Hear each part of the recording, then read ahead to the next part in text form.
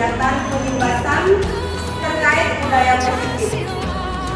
Nah, pertama-tama kita panjatkan puja dan puji syukur kehadiran Tuhan Yang Maha Esa karena berkat izin beliaulah kita bisa berkumpul dalam keadaan sehat di kegiatan hari ini.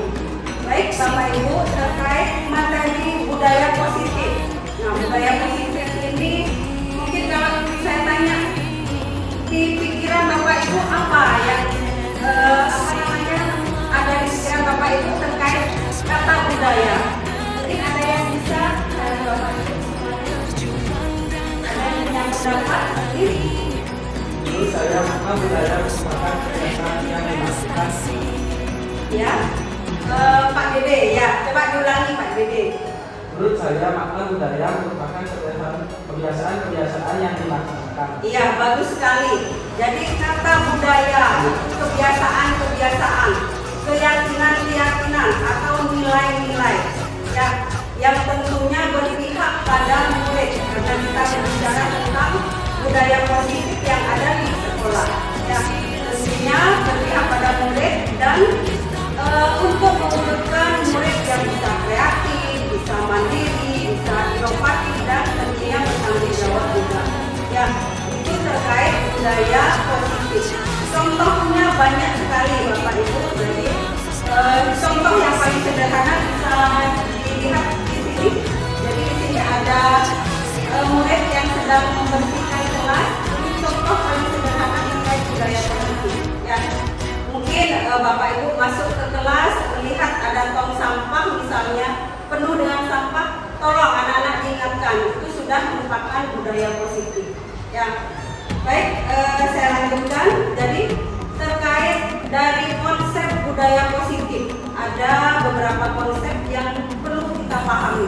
Ya, pertama yaitu paradigma baru, kemudian disiplin positif, yang ketiga kebutuhan dasar manusia, yang keempat motivasi perilaku manusia, yang kelima posisi kontrol guru, dan yang keenam keyakinan kelas, yang terakhir tentang segitiga restitusi. Baik, kita bahas satu persatu terkait paradigma baru. Nah, terkait pembelajaran dengan paradigma baru ini dirancang berdasarkan prinsip pembelajaran yang berdiferensiasi. Apa tujuannya? Tujuannya ya untuk agar setiap siswa bisa belajar sesuai dengan kebutuhan belajarnya. Jadi pembelajaran berdiferensiasi ini pembelajaran yang mengutamakan kebutuhan belajar siswa. Ya, mungkin si A minatnya itu untuk belajar secara kinestetik dengan gerakan misalnya. Kemudian ada yang menyukai dengan gaya belajar dengan cara mendengarkan, mendengarkan materi dari YouTube atau dari penjelasan kita. Nah, itu semua termasuk pembelajaran berdiferensiasi.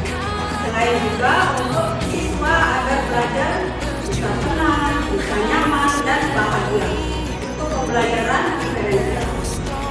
Nah, selanjutnya dari pembelajaran paradigma baru itu ada stimulus, respon dan teori kontrol. Ya, di mana stimulus respon ini dia berpendapat setiap kebutuhan orang itu sama, semua tujuan sama. Bahkan di sini ada pendidik atau guru yang mencoba mengubah perilaku murid agar sama dengan perilaku gurunya, padahal salah. Ya, nah kita lihat yang teori kontrolnya. Untuk teori kontrol, kebutuhan semua orang tidak sama. Jadi semua orang memiliki gambaran berbeda. Dan kemudian guru berusaha memahami pandangan murid. Jadi kita tidak bisa memaksakan murid harus sama dengan kita, tidak. Ya, paradigma pembelajaran yang baru. Ya, mungkin di kelas kita belum bisa merubah, tapi secara bertahap berusaha kita rubah untuk bisa belajar ke paradigma yang baru. Saya lanjutkan dari tadi konsep yang pertama, yang kedua terkait disiplin positif. Nah, ketika kita mendengar kata disiplin,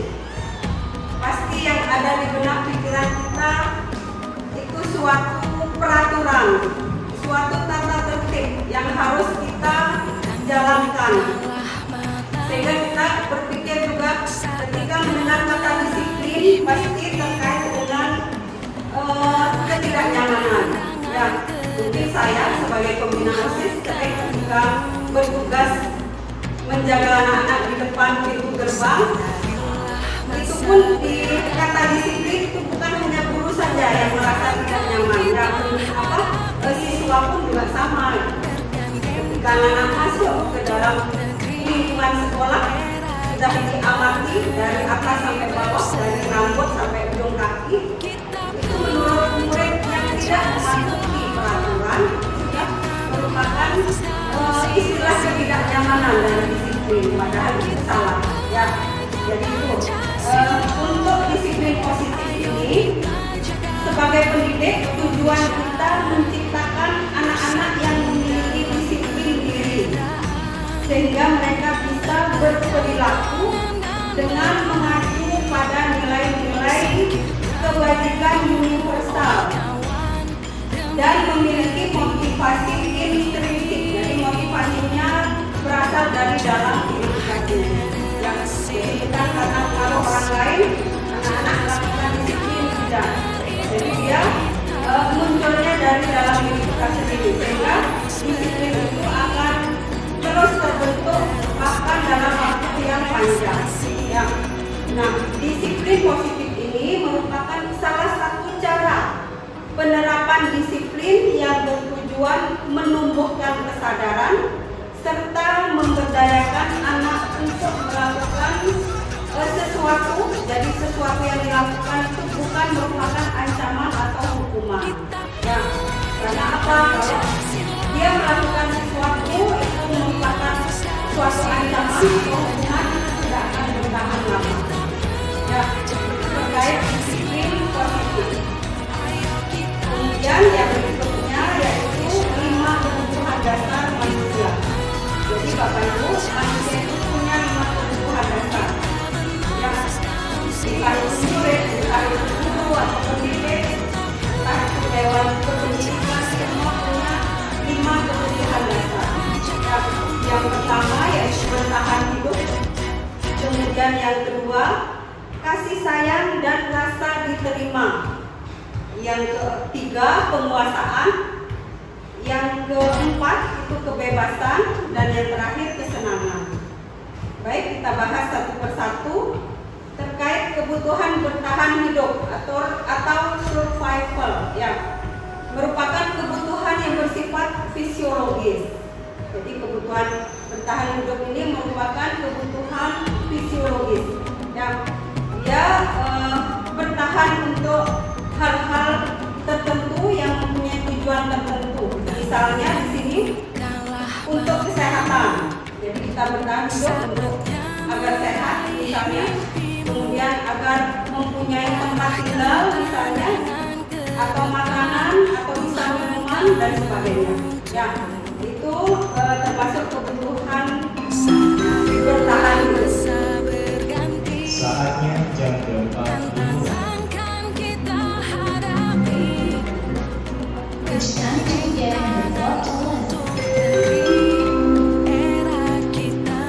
Ya, contoh dari kasus kebutuhan bertahan hidup bisa dilihat di sini. Jadi ketika ada anak yang meminta bekal dari temannya, kemungkinan ini kebutuhan dari anak tersebut dia merasa lapar sehingga dia meminta bekal dari temannya.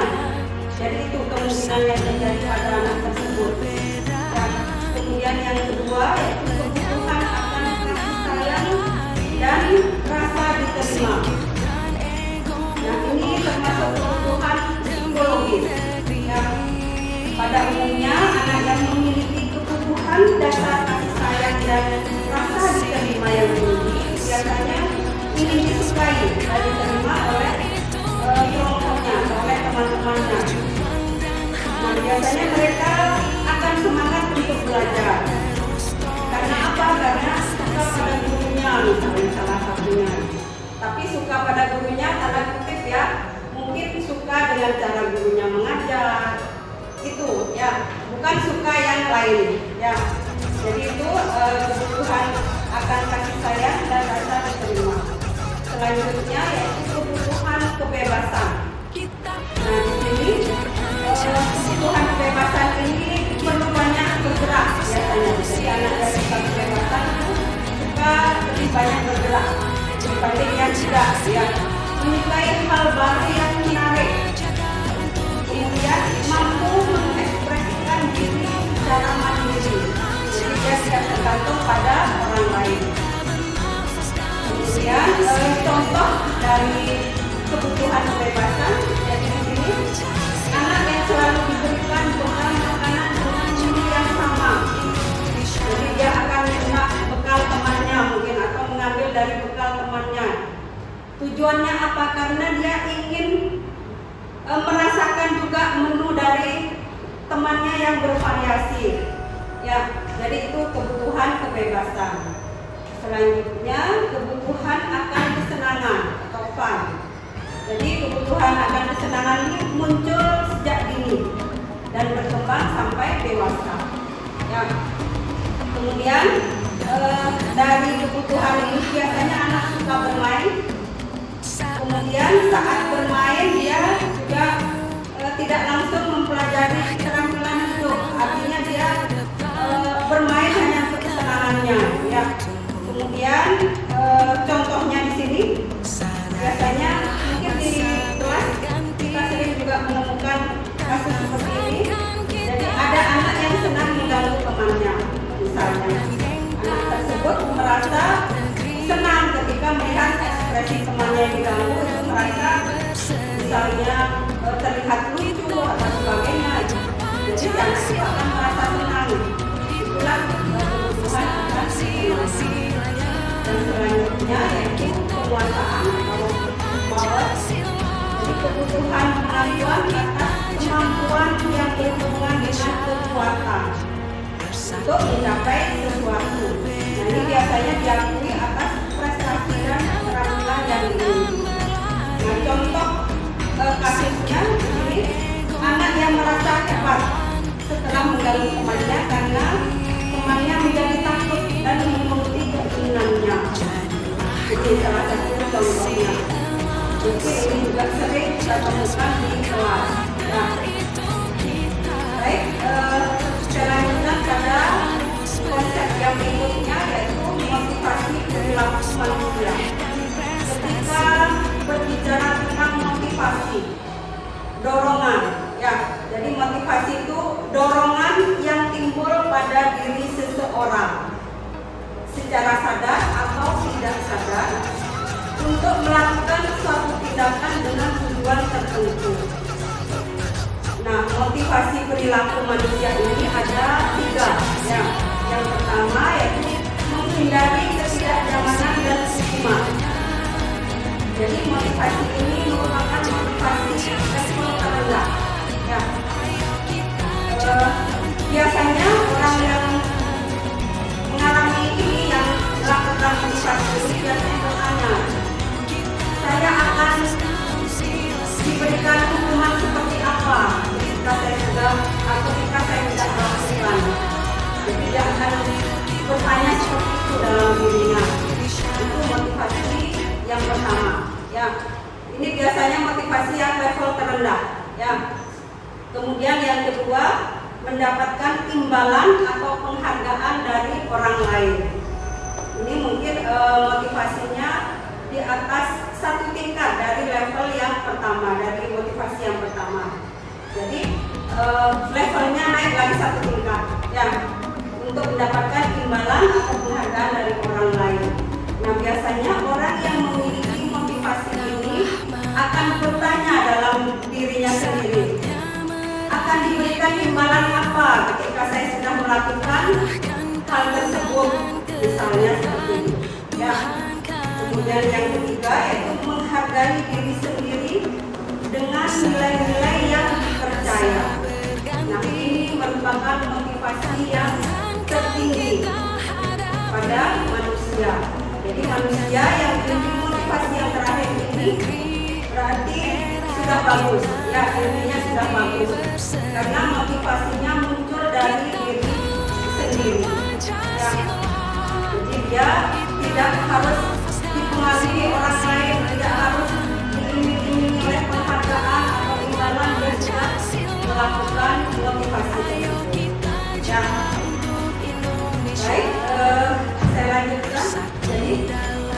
konsep disiplin itu ada yang namanya identitas gagal.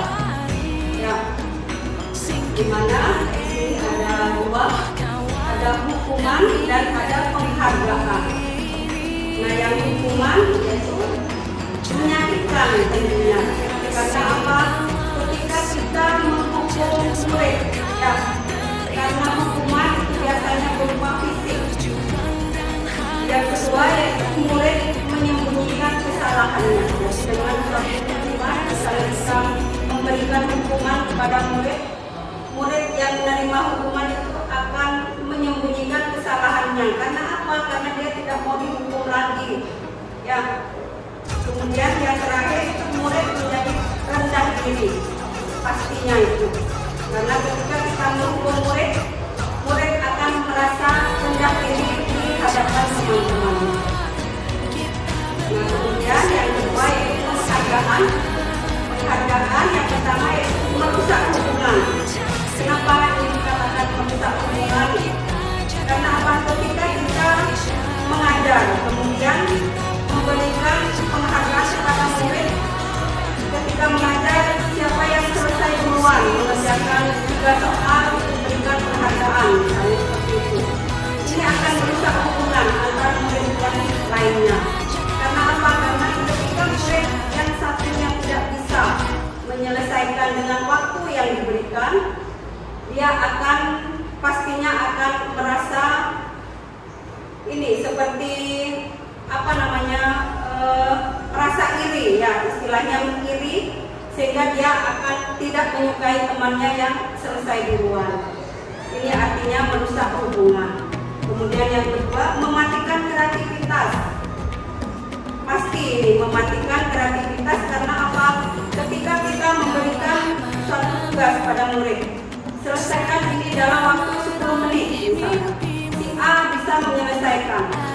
Karena dia beranggapan, toh juga saya selesai, dia dikasih penghargaan. Sehingga dia tidak punya ide kreatif lagi untuk membuat hal yang baru lagi. Ya. Kemudian yang terakhir, menghukum dengan sistem ranking. Ini yang masih berlaku di banyak sekolah mungkin.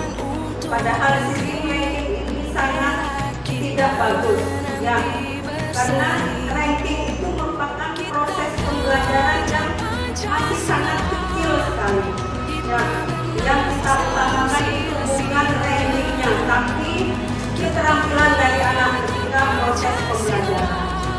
Ya, jadi itu kemudian yang identitas sukses. Bisa dilihat di sini ada konsekuensi, kemudian ada restitusi. Yang konsekuensi bisa dilihat di sini perlu monitoring berkelanjutan. Jadi tolong bedakan antara hukuman dengan konsekuensi. Yang tadi mungkin sudah saya sampaikan, hukuman biasanya berupa fisik sehingga menyakitkan. Tapi ketika konsekuensi, ketika anak melanggar aturan yang kita sepakati bersama di awal pembelajaran, jadi konsekuensinya misalnya diberikan tambahan apa, mengerjakan tugas misalnya. Itu salah satu konsekuensi. Ya. Kemudian yang kedua, murid menghormati peraturan. Jadi ketika diberikan konsekuensi si A tidak selesai mengerjakan tugasnya, diberikan konsekuensi untuk mengerjakan 2 kali lipat misalnya, jadi dia akan lebih menghormati. Ya. Dia akan tidak mengulangi lagi misalnya.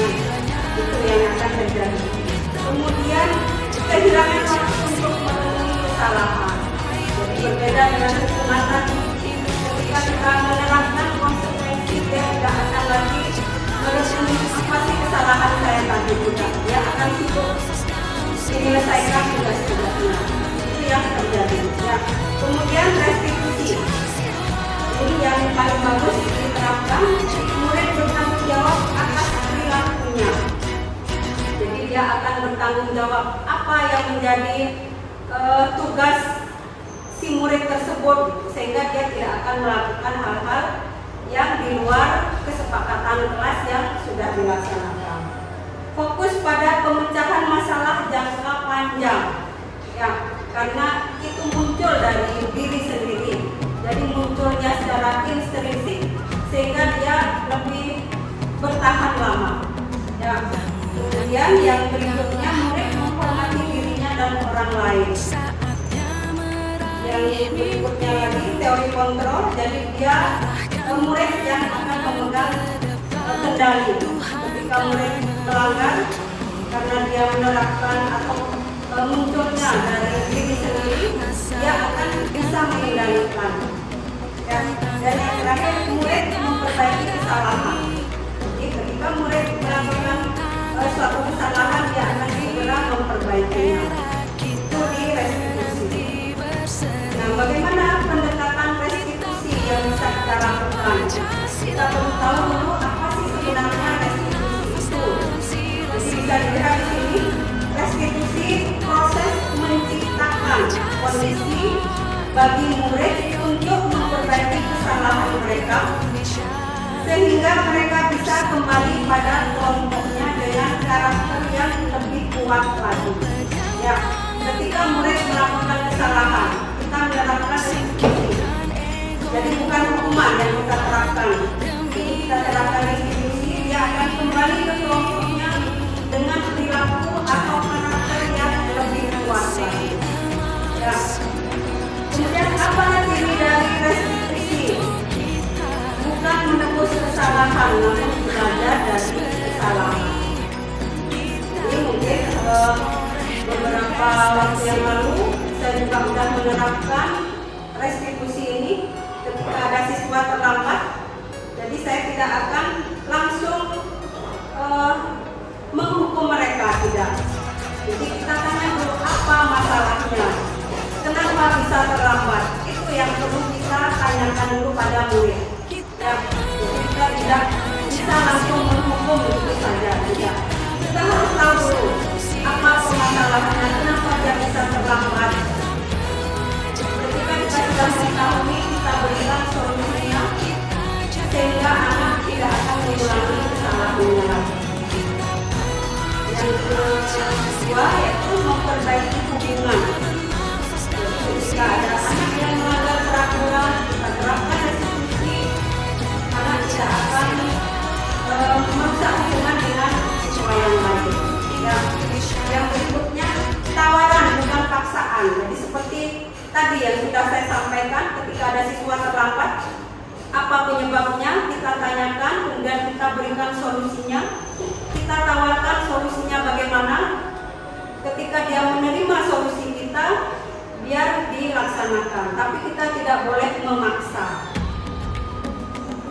Kemudian yang berikutnya fokus pada karakter bukan tindakan.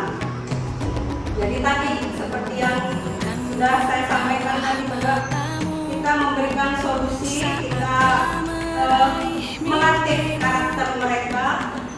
Jadi tidak langsung menindaklanjuti, misalnya menindaklanjuti dengan suatu hukuman, itu salah. Kemudian fokus pada solusi, tadi sudah saya sampaikan. Kemudian yang berikutnya mencari kebutuhan dasar yang mendasari tindakan. Tindakan yang diberikan itu jangan asal menindaklanjuti. Jadi harus tahu dulu apa penyebabnya. Ketika kita sudah tahu penyebabnya apa, baru kita berikan solusinya. Nah, perbedaan dari hukuman, konsekuensi dan restitusi. Biar Bapak Ibu lebih paham ya, mengenai perbedaan ketiganya, sehingga kita bisa menerapkan di kelas. Jadi di sini hukuman, guru menghukum, ini contohnya ya, guru menghukum siswa tersebut hormat bendera selama 10 menit. Jadi ini contoh dari hukuman. Seperti yang saya sampaikan tadi, hukuman berupa fisik, ya, sehingga dia menyakitkan. Hormat bendera 10 menit itu sudah sangat menyakitkan. Apalagi di bawah sinar matahari. Ya. Kemudian yang kedua, guru marah dan murid menjadi takut. Jadi ketika kita menghukum murid karena ketika dalam keadaan menghukum kita emosi, kemudian kita marah, sehingga murid tentunya pasti takut dengan apa yang kita lakukan. Ya. Kemudian yang kedua konsekuensi, jadi lebih bagus di atas hukuman. Ya. Jadi konsekuensi itu contohnya guru memberikan konsekuensi untuk mengerjakan PR saat istirahat atau dikerjakan mungkin 3 kali lipat dari tugas yang sebenarnya. Itu konsekuensi. Tadi sudah saya sampaikan juga. Kemudian yang kedua, guru tegas dan siswa menghormati peraturan. Jadi dengan konsekuensi, karena kita sudah membuat kesepakatan kelas di awal, jadi murid kembalikan saja pada kesepakatan kelas tersebut, sehingga murid akan menghormati apa yang menjadi peraturan kita. Kemudian yang berikutnya restitusi. Guru menanyakan keyakinan kelas dan membantu murid menyelesaikan masalahnya. Jadi seperti yang sudah saya sampaikan tadi juga, kita di awal pembelajaran membuat kesepakatan kelas. Kesepakatan kelas itu nantinya akan menjadi keyakinan kelas. Ya, keyakinan kelas itu yang akan menjadi pedoman bagi anak-anak kita ketika belajar di kelas. Ya, kemudian guru terbuka dan siswa menghormati dirinya dan orang lain. Ketika kita sudah membuat keyakinan kelas, jadi di sini guru lebih terbuka karena kita membuatnya bersama-sama. Ya, bukan guru saja yang membuat peraturan itu, tapi semua anggota di kelas tersebut. Nah, baik, saya lanjutkan. Jadi di sini ada 5 posisi kontrol restitusi. Ya, di sini ada penghukum yang pertama, kemudian pembuat rasa bersalah, kemudian yang ketiga sebagai teman, yang keempat itu sebagai pemantau, dan yang kelima sebagai manajer. Nah, kemungkinan dari kelima posisi kontrol ini semua guru bisa pernah, ya, jadi pernah melakukan. Bisa mungkin saya sendiri juga pernah sebagai penghukum. Kemungkinan ketika ada murid yang benar-benar tidak mau mematuhi aturan, dan nanti saat itu saya terus terang saja belum mengenal keyakinan kelas.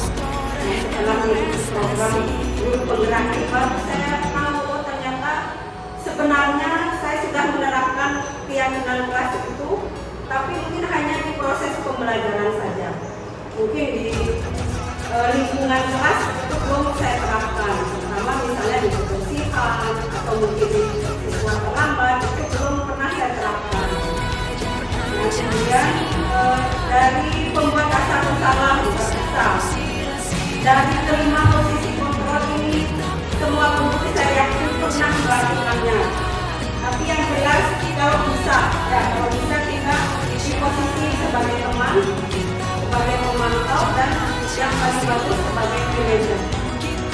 Karena apa? Kalau sebagai teman kita bisa mengajak murid sebagai seperti teman kita sendiri ketika dia menemukan masalah. Ya. Nah, sebagai pemantau kita juga memantau karena kita menganggapnya sebagai teman sendiri, sehingga kita bisa memantau lebih enak lagi. Tidak ada jarak antara guru dengan murid. Ya, kemudian sebagai manajer juga ini bisa memantau dan juga memberikan tanggapan atau solusi-solusinya ketika murid menemukan masalah. Ya, mungkin di sini saya bisa membuatkan tabel ringkasannya. Jadi bisa dilihat di sini ketika guru melakukan atau menghukum murid. Jadi yang dilakukan guru itu biasanya menghakimi, ya. Kemudian biasanya menunjuk-nunjuk, itu biasanya guru yang menghukum. Ya, kalau ada guru yang menunjuk-nunjuk murid itu berarti dia sudah menghukum. Ya. Kemudian menyindir, itu bisa juga dikatakan menghukum. Ya. Nah, kemudian biasanya guru perkataan guru yang keluar biasanya ketika menghukum bisa dilihat di sini. Kalau kamu tidak melakukan, awas ya, itu akan memarahi kalian.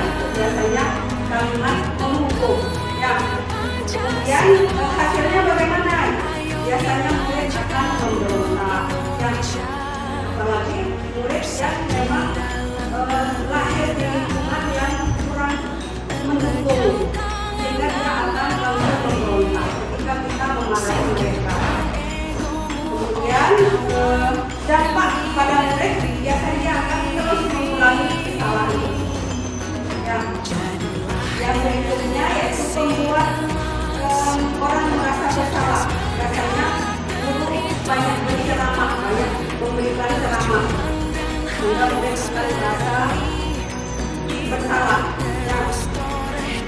Biasanya kalimat yang keluar dari guru ketika melakukan hal ini seperti ini. Kamu seharusnya ini, kamu sudah tahu ibu lelah sekali mengatakan hal itu. Jadi terus-terusan ibu mengingatkan sehingga ibu terasa lelah. Itu yang akan keluar ketika ibu menghukum murid. Ya, melakukan tindakan yang kedua, yaitu membuat orang merasa bersalah. Ya. Kemudian hasilnya bagaimana? Jadi murid itu akan menyembunyikan hal-hal yang mereka lakukan yang masih salah. Murid akan berbohong. Itu yang akan terjadi. Nah, dampaknya bagaimana? Murid akan merasa tidak dulu.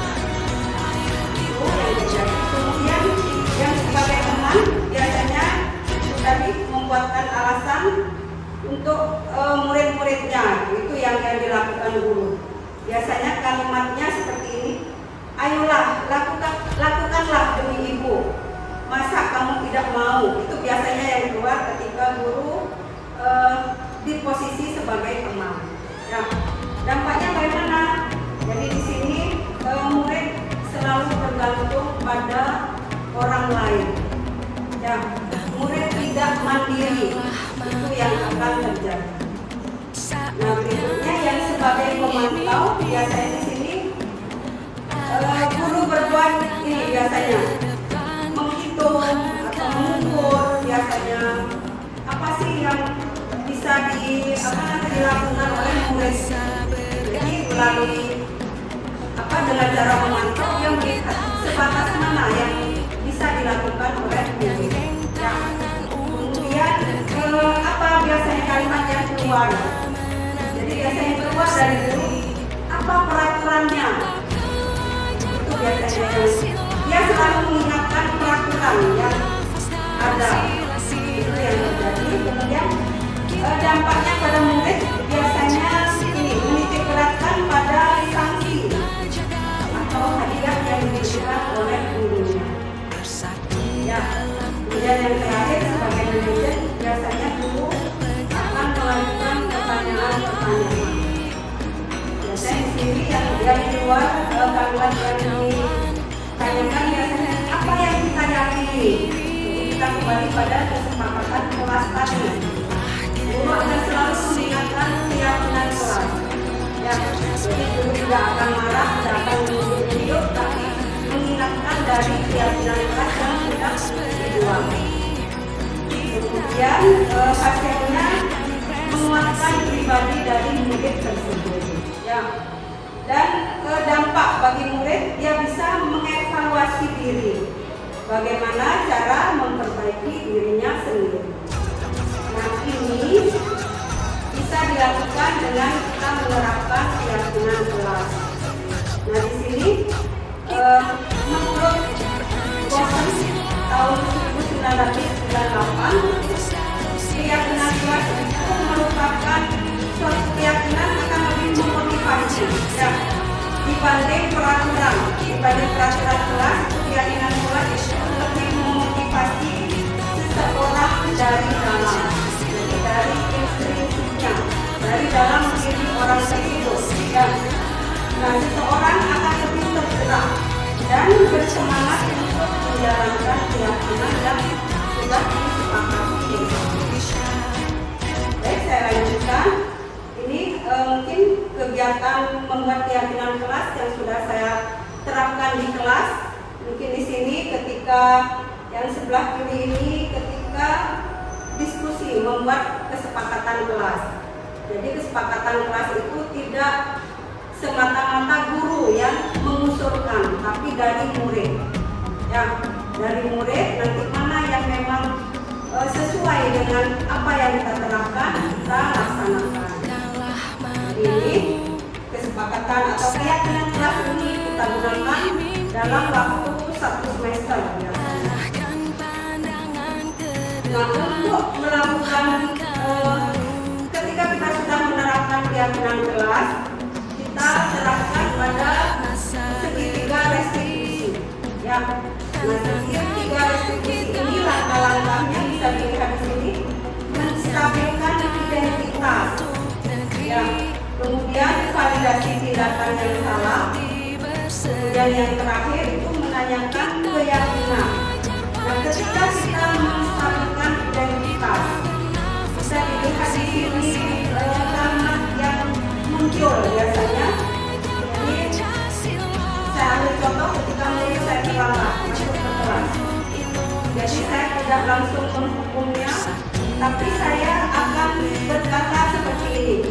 Setiap orang pasti pernah melakukan hal yang sama, yang seperti kalian lakukan.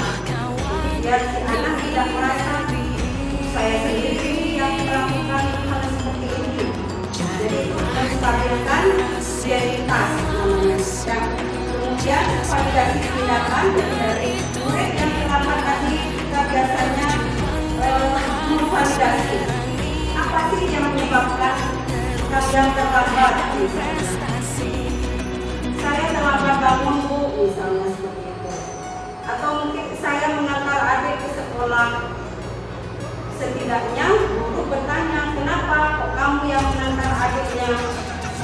Ya, karena orang tua saya bekerja. Keduanya bekerja, dari pagi sudah berangkat. Jadi itu validasi tindakan. Ya. Kemudian yang terakhir menanyakan keyakinan.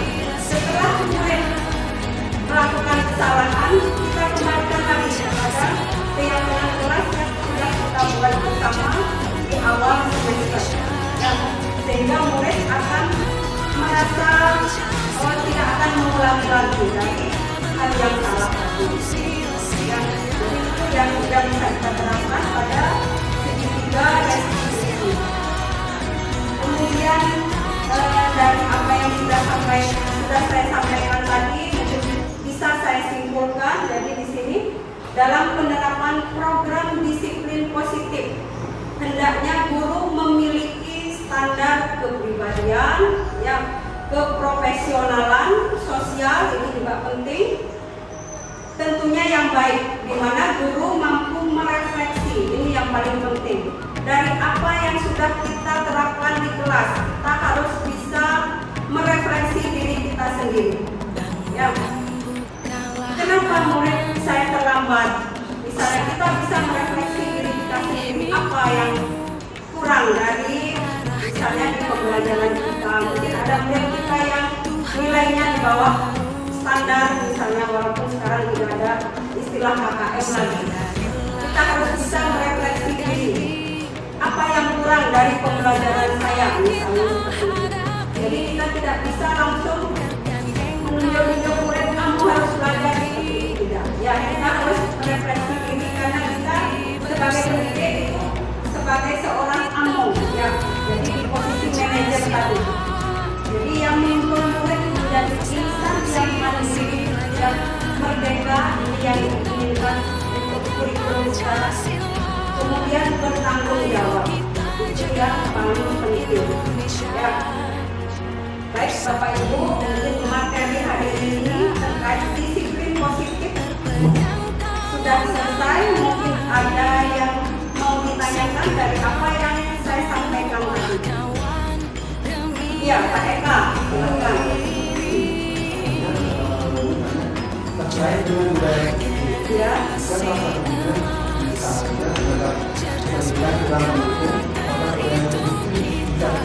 Iya, bagus sekali. Terima kasih Pak Eka pertanyaannya. Jadi terkait budaya positif, ya, karena kita menerapkan budaya positif ini di sekolah, ya. Jadi karena saya sebagai pendidik, karena tentunya itu menerapkannya di sekolah, sehingga dari ekosistem sekolah semuanya harus saling mendukung. Ya, ekosistem sekolah itu apa saja? Dari kepala sekolah, komite